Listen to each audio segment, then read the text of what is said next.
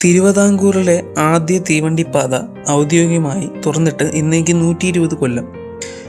1904 November 26-ന് 21 ആചാരവെടികളുടെ അകമ്പടിയിൽ കൊല്ലത്തെ station മാസ്റ്ററായിരുന്ന Ramaiah പച്ചക്കൊടി വീശി യാത്ര അയച്ച കൽക്കരി തീവണ്ടി ചരിത്രത്തിലേക്കാണ് ചൂളം വിളിച്ചത്.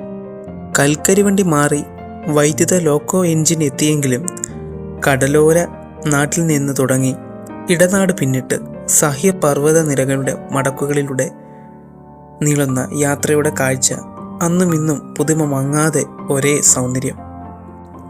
1873 അന്നത്തെ മദ്രാസ് സർക്കാർ കൊല്ലത്തെയും ചെങ്കോട്ടയെയും ബന്ധിപ്പിച്ച് മീറ്റർ ഗേജ് തീവണ്ടിപ്പാത കൊണ്ടുവരാൻ ആലോചിച്ചത്.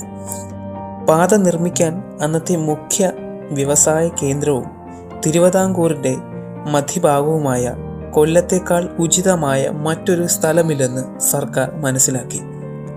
സർക്കാർ അനുവദിച്ച 17 ലക്ഷവും റെയിൽവേയുടെ 7 ലക്ഷം രൂപയും തിരുവിതാംകൂർ ദിവാനായിരുന്ന രാമയ്യങ്കാർ അനുവദിച്ച 6 ലക്ഷം രൂപയുമായിരുന്നു മൂലധനം.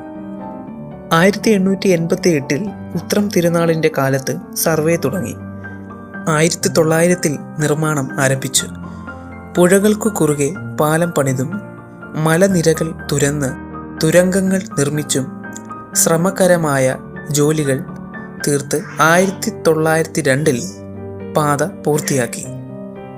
ആദ്യം ചരക്കു തീവണ്ടി ഓടിച്ച് പരീക്ഷിച്ച പാതയിൽ 1904 ജൂലൈ 1-ന് ആദ്യ യാത്ര വണ്ടി ഓടി. ശക്തമായ മഴയിൽ തുരങ്കങ്ങളുടെ ചുവരുകൾ തകർന്നതിനാൽ ഉദ്ഘാടന ദിവസം തീവണ്ടി ഓടിയത് കൊല്ലത്തുനിന്ന് പുനലൂർ വരെ മാത്രം. പുകതുപ്പി കിതച്ചോടിയ കൽക്കരി തീവണ്ടിക്ക് നാട്ടുകാർ പേരുമിട്ടു ധൂമശകടാസുരൻ.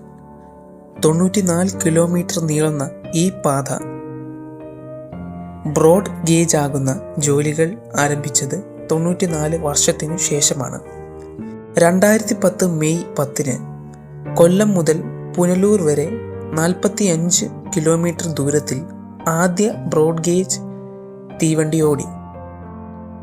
49 കിലോമീറ്റർ നീളുന്ന പുനലൂർ ചെങ്കോട്ട പാതയിലും ഗേജ് മാറ്റം പൂർത്തിയാക്കി. 8 കൊല്ലത്തിനു ശേഷം 2018 കൊല്ലം മുതൽ ചെങ്കോട്ട വരെയും ബ്രോഡ് ഗേജ് തീവണ്ടി ഓടിയത്.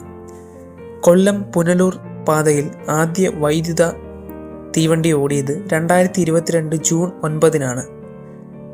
2024 ജൂലൈ 27-ന് പുനലൂർ ചെങ്കോട്ട പാതയിലും വൈദ്യുത തീവണ്ടി ഓടി. തുടർന്നുള്ള അഭിപ്രായങ്ങൾ നിങ്ങൾ കമൻ്റായി രേഖപ്പെടുത്തുക. നന്മ നിറഞ്ഞ വാക്കുകളിലൂടെ ഞാൻ അവസാനിപ്പിക്കുന്നു. നന്ദി, നമസ്കാരം.